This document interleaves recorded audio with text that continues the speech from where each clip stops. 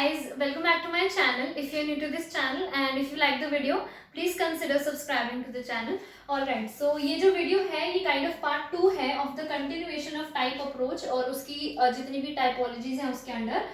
Last video में हमने बात करी थी हिपोक्रेट्स और 3 दोष 3 गुण, ये सारे टॉपिक्स के बारे में। आज जो हम कवर करेंगे वो है शेल्डन, कार्ल यूंग और एक type A type B typology है, हम उसको कवर करेंगे। सबसे पहले शेल्डन ने जो टाइपोलॉजी दी थी वो बेस्ड थी बॉडी बिल्ड के ऊपर कि एक इंडिविजुअल्स के बॉडी बिल्ड कैसे हैं और उनके हिसाब से उसने कुछ टेम्परामेंट्स असाइन किए थे। ठीक है, तो यहाँ हम डिस्कस करेंगे बॉडी बिल्ड्स और फिर हम बात करेंगे टेम्परामेंट्स के बारे में। शेल्डन ने जो दी थी it was based on body build and temperament. ठीक है, और बॉडी बिल्ड एंड टेम्परामेंट के बेसिस पे इस टाइपोलॉजी ने इंडिविजुअल्स को 3 कैटेगरीज में डिवाइड किया था। द फर्स्ट इज एंडोमॉर्फ्स,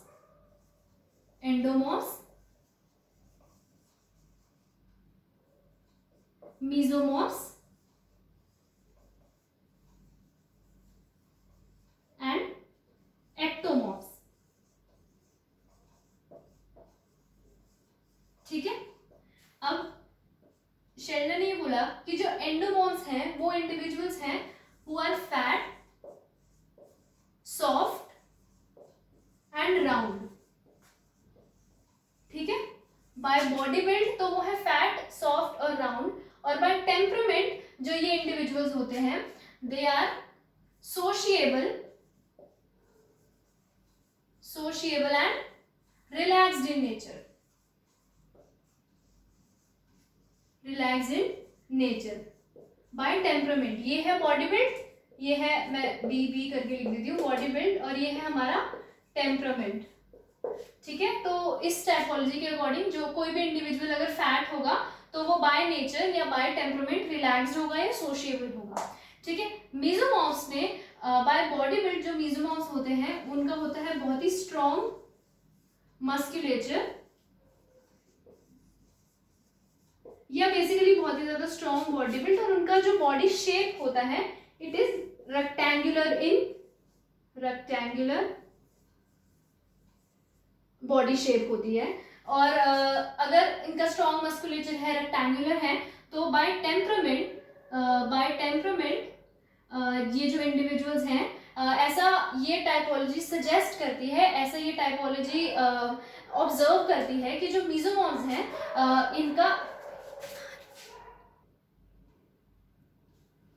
तो बाय टेम्परामेंट ये है energetic and courageous.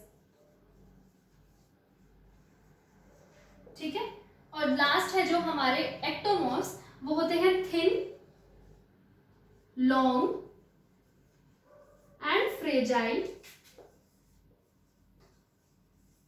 Bye body build, और बाय टेम्परामेंट वो होते हैं ब्रेनी और आर्टिस्टिक। ठीक है, एक बार मैं फिर से रिवाइज करा देती हूँ कि शेल्डन ने एक टाइपोलॉजी प्रपोज करी थी which was based on body build and temperament, और इंडिविजुअल्स को 3 कैटेगरीज में डिवाइड किया था। The first is endomorphs fat, fat, soft and round होते हैं by body build, and by temperament they are sociable and relaxed in nature. जो second है हमारे वो है मेसोमॉर्फ्स, बाय बॉडी बिल्ड इनका बहुत ही ज्यादा स्ट्रॉन्ग मस्कुलेचर होता है और रेक्टेंगुलर बॉडी बिल्ड होता है, और टेम्परामेंट के अकॉर्डिंग ये बहुत ही ज्यादा एनर्जेटिक और करेजियस होते हैं। और एक्टोमॉर्फ्स बहुत ही ज्यादा थिन, लॉन्ग एंड फ्रेजाइल होते हैं बाय बॉडी बिल्ड, और बाय टेम्परामेंट वो बहुत ही ज्यादा ब्रेनी एंड आर्टिस्टिक होते हैं। अब इस चीज को कंक्लूड करने से पहले मैं आपको एक चीज मेंशन कर दूं कि ये जो पूरी टाइपोलॉजी है ये बहुत ही ज्यादा सिंपल है, और हम इस कैटेगरी के हिसाब से इंडिविजुअल्स को कैटेगराइज नहीं कर सकते, इंडिविजुअल्स को हम किसी भी कैटेगरी में नहीं बांट सकते, बिकॉज ये मोर लाइक स्टीरियोटाइप्स हो गए हैं कि अगर कोई फैट होगा तो वो सोशिएबल ही होगा, या अगर कोई थिन या लॉन्ग होगा तो वो ब्रेनी और आर्टिस्टिक ही होगा। तो ये मोर ऑफ स्टीरियोटाइप हो गए हैं जो इंडिविजुअल्स होल्ड करते हैं, और ऐसा नहीं है, जनरली ऐसा नहीं होता। तो ये बहुत ही ज़्यादा सिंपल है, और ये बहुत ही जो पर्सनालिटी के फैक्ट्स होते हैं, या जो पर्सनालिटी की सारी चीज़ें होती हैं, या जो भी पर्सनालिटी के सारे फैक्टर्स होते हैं, ये उनको नहीं करती एक्सप्लेन इतना इजीली। तो फिर ये हमारी है शेल्डन की। नेक्स्ट आती है हमारी कार्ल यूंग ने जो दी थी एक्सट्रोवर्ट्स और इंट्रोवर्ट्स, और ये वाली आपने अपनी normal day to day life में एक्सट्रोवर्ट्स हैं, इंट्रोवर्ट्स हैं, ये बहुत ही ज़्यादा वर्ड सुना होगा, तो इसीलिए बहुत ही ज़्यादा इजी है। जो शेल्डन वाली थी वो भी आपकी 2 मार्कर्स में ज़्यादा से ज़्यादा आती है, इतना 3 मार्कर्स या 4 मार्कर्स में नहीं आती पूरी। जो सेकंड है हमारी, वो है हमारी यूंग ने जो दी है, and he divided people into 2 categories. The first is extroverts and the second is introverts. ठीक है, हम ऐसे लिख लेते हैं introverts and extroverts। ठीक है, तो ये बहुत ही ज्यादा इजी है, इसमें मेरे को इतना ज्यादा आई नो एक्सप्लेन करने की जरूरत नहीं है। इंट्रोवर्ट्स वो होते हैं जो बहुत ही ज्यादा शाय होते हैं, बहुत ही ज्यादा विड्रॉन होते हैं फ्रॉम सोशल ओकेजन्स। ठीक है, अगर कोई भी स्ट्रेसफुल सिचुएशन है तो they don't like to mix with people, they avoid people. तो ये वही है कि don't like to mix with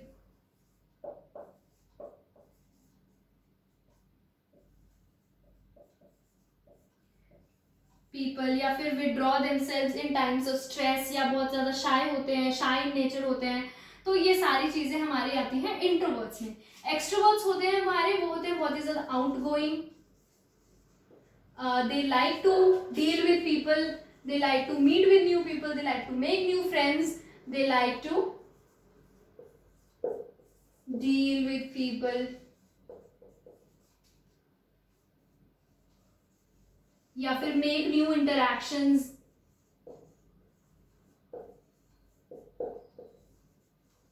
ठीक है, और अगर कोई स्ट्रेसफुल टाइम है या कोई स्ट्रेस का टाइम है तो वो लोगों में जाकर और न्यू इंडिविजुअल से इंटरैक्ट करके अपना स्ट्रेस भूलने की कोशिश करते हैं। तो ये है हमारे एक्सट्रोवर्ट्स। ठीक है, like to deal with people या फिर मेक न्यू इंटरैक्शंस, और ये ऐसे जॉब्स में बहुत ज़्यादा फिट हो सकते हैं जिसमें आपको इंडिविजुअल से या डिफरेंट पीपल से आपको डायरेक्टली कॉन्टैक्ट करना होता है या डायरेक्टली डील करना होता है।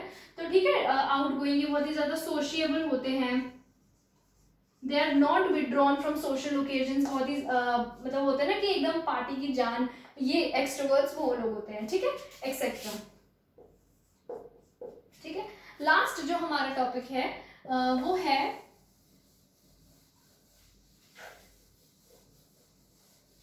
वो है हमारा type A and type B personality. ठीक है, तो सबसे पहले फर्स्ट क्वेश्चन ये आता है कि type A and type B personality दी किसने है। तो the type A and type B personality was proposed by Rosenman and Friedman. ठीक है, रोजनमैन एंड फ्राइडमैन वो 2 साइकोलॉजिस्ट, उन्होंने ये टाइपोलॉजी दी थी, type A and type B. ठीक है, इसको भी मैं ऐसे ही लिख रही हूँ, दिस इज टाइप ए और ये है टाइप बी। ठीक है, और इसके अकॉर्डिंग टाइप ए के जो इंडिविजुअल्स हैं वो बहुत ही ज़्यादा, इसमें देखो डायरेक्ट आपको कैरेक्टरिस्टिक्स ही बुक में मेंशन है, तो आपको सिर्फ कैरेक्टरिस्टिक्स ही लर्न करनी है, इसमें एज सच कुछ एक्सप्लेनेशन नहीं है, एज सच कुछ ये नहीं है कि मैं आपको इसका मीनिंग समझाऊं, बिकॉज डायरेक्ट आपकी बुक में ये दे रखा है कि टाइप ए की क्या क्या कैरेक्टरिस्टिक्स हैं, टाइप बी की क्या क्या कैरेक्टरिस्टिक्स हैं, और आपको वही डायरेक्टली लर्न करनी है। आपसे डायरेक्ट ही क्वेश्चन पूछा जाता है कि टाइप ए, अगर किसी इंडिविजुअल को टाइप ए कैटेगरी में रखा है तो वो कौन कौन सी पर्सनैलिटीज पोजेस करेगा, या फिर आगे चल के टाइप सी और डी में भी क्लासीफाई हो गया था, बट अभी मेन ये है। तो टाइप ए इंडिविजुअल्स होते हैं, दे लैक पेशेंस। ठीक है, they lack patience, they have a high motivation, possess high motivation,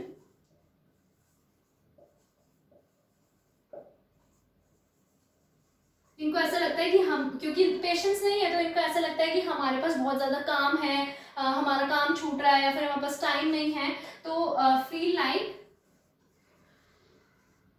they are short of time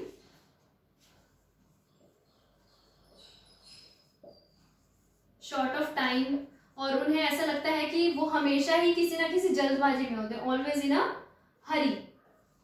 ठीक है, तो अगर आप किसी इंडिविजुअल को ये सारी चीजें देखोगे उसके अंदर कि वो उसमें पेशेंस नहीं है, उसको काम करना है, मोटिवेशन बहुत ज्यादा हाई है लेकिन पेशेंस कम है, और उसको ऐसा लगता है कि मेरे पास टाइम ही नहीं है, मेरे को 24 आवर्स भी कम पड़ रहे हैं। तो अगर आपको ये सारी चीजें सुन के अगर आपको कोई एक डिसीज बतानी हो कि उसको क्या डिसीज हो सकती है या वो किस डिसीज को लेकर ज्यादा वल्नरेबल है, तो वो क्या होगी? तो फर्स्ट जो दो डिसीजेज हैं जिसको लेकर टाइप ए पर्सनालिटी के जो लोग हैं या टाइप ए टाइपोलॉजी के जो लोग हैं वो बहुत ज्यादा प्रोन होते हैं या बहुत ज्यादा वल्नरेबल होते हैं, वो है हाइपरटेंशन एंड हार्ट डिसीजेस।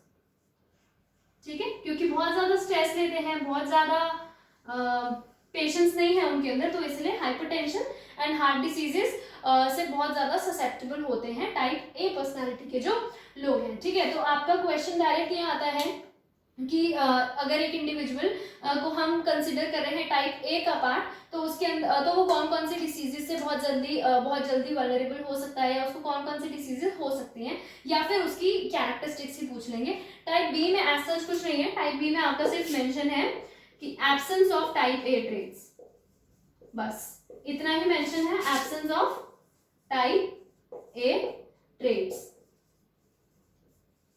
ठीक है, सिर्फ इतना ही मेंशन है, तो इसलिए टाइप बी का इतना नहीं पूछा जाता, टाइप ए का ही पूछा जाता है। और आपसे डिसीजेस पूछ सकते हैं या फिर आपसे ये पूछ सकते हैं कि क्या क्या कैरेक्टरिस्टिक्स है, या फिर आपको ये कैरेक्टरिस्टिक्स दे देंगे और आपको type A, type B, type C, type D ऐसे करके दे देंगे और आपको बोलेंगे कि ये इंडिविजुअल कौन से टाइप में फॉल करता है। तो आपको पता होना चाहिए कि कौन सी कैरेक्टरिस्टिक कौन से टाइप के साथ मैच करती है। ठीक है, फिर उसके बाद दो है हमारे, मैं यहाँ लिख देती हूँ बिकॉज दो है हमारे, वो है type C and type D. ठीक है, टाइप सी और टाइप डी ये भी मॉरिस ने दी थी। ठीक है, इसको फर्दर एक्सटेंड करके ये मॉरिस ने दी थी टाइप सी और टाइप डी। और टाइप सी देखो, मेरा काम है आपको यहाँ पे साथ साथ लर्न भी कराना, तो सी से आप याद रख सकते हो ये बहुत ही कोऑपरेटिव इन नेचर होते हैं, कोऑपरेटिव इन नेचर। ठीक है, और बिकॉज कोऑपरेटिव है, कोऑपरेट कैसे करेंगे? जब उनमें पेशेंस है, तो इनमें ये बहुत ही ज्यादा पेशेंट भी होते हैं। ठीक है, और टाइप सी इंडिविजुअल्स के लोग कौन सी ऐसी डिसीज है जिसको लेकर वो प्रोन होते हैं, वो भी सी से ही है, और वो है कैंसर। ठीक है, ये वाला जो पॉइंट है ये आपको याद रखना है, बिकॉज ये आ जाता है कि टाइप सी जो इंडिविजुअल्स हैं वो कौन सी डिसीज को लेकर प्रोन है, तो वो है कैंसर। और टाइप डी में तो बिल्कुल ही कुछ मेंशन नहीं है, टाइप डी में सिर्फ इतना मेंशन है कि जो टाइप डी पर्सनालिटी के अंडर फॉल करते हैं वो प्रोन होते हैं डिप्रेशन के। ठीक है, तो आपको ये याद रखना है, डी टाइप डी है तो वो है डिप्रेशन, टाइप सी है तो वो है कैंसर, और ए है तो है हाइपरटेंशन और हार्ट डिसीजेस। आपको ये डिसीजेस याद रखनी है, बिकॉज ये ट्रिकी क्वेश्चन आ सकता है 1 मार्कर्स के सेंस में कि कौन सी डिसीज कौन से टाइप से एसोसिएटेड है, आपका मैच द फॉलोइंग की फॉर्म में आ सकता है, तो इसलिए आपको ये याद रखना है। बाकी इस पूरी टाइपोलॉजी में एज सच कुछ नहीं है, और मैं फिर से मेंशन कर रही हूँ कि ये जो सारी टाइपोलॉजीज हैं ये अपीलिंग तो है, ये बहुत ज़्यादा सुनने में अच्छी लगती हैं, बट ये इतनी ज़्यादा वो नहीं, इतनी ज़्यादा वो वर्ड क्या होता है, ये इतनी ज़्यादा एक्सप्लेन नहीं करती पर्सनालिटी को, बिकॉज पर्सनालिटी जो है हमारी वो बहुत ही ज़्यादा कॉम्प्लेक्स है, और वो सिचुएशंस के हिसाब से, वो एक्सटर्नल डिमांड्स, इंटरनल डिमांड्स के हिसाब से, स्टिमुलस कुछ है, हम रिस्पॉन्स कभी कुछ देते हैं, तो इन सारी चीज़ों के हिसाब से जो हमारी पर्सनालिटी है वो बहुत ज़्यादा वेरी करती है। तो इसलिए इतनी सिंपल नहीं है हमारी पर्सनालिटी, इतना सिंपल नहीं है ह्यूमन बिहेवियर, इतना सिंपल नहीं है सारी चीज़ें कि हम उनको इसमें फिट कर देंगे। अच्छा, जो कोऑपरेटिव होगा वो पेशेंट भी होगा तो ठीक है, वो कैंसर के ज़्यादा प्रोन है। हम कभी कभी ऐसा भी होता है कि हाई मोटिवेशन तो होती है बट वो कोऑपरेटिव भी होता है, तो मिक्सचर भी हो सकता है सारी चीज़ों का। तो बेसिकली मेरा पॉइंट ये है कि जो ड्रॉबैक है वो ये है कि जो सारी टाइपोलॉजीज हैं वो इतना इजीली ह्यूमन बिहेवियर को, इतना इजीली ह्यूमन पर्सनैलिटी को एक्सप्लेन नहीं करती, because human personality is complex and human personality is varied. ठीक है, बस इतना ही है आपका टाइपोलॉजी का जो पूरा टॉपिक है। नेक्स्ट वीडियो से हम बात करेंगे ट्रेट अप्रोच के बारे में, और जो ट्रेट अप्रोच की सारी अलग अपनी थ्योरीज हैं। बाकी अगर आपको कोई ऐसी वीडियो कोई ऐसा थ्योरी है जो आपको नहीं समझ आई है, या फिर आपके एग्जाम में आनी है, आपको कुछ समझ नहीं आ रहा है, या 6 मार्कर्स में आपको कोई इशू है, तो वो आप मेरे को कमेंट सेक्शन में बता सकते हो। बाकी that's it, bye, thank you and take care, bye.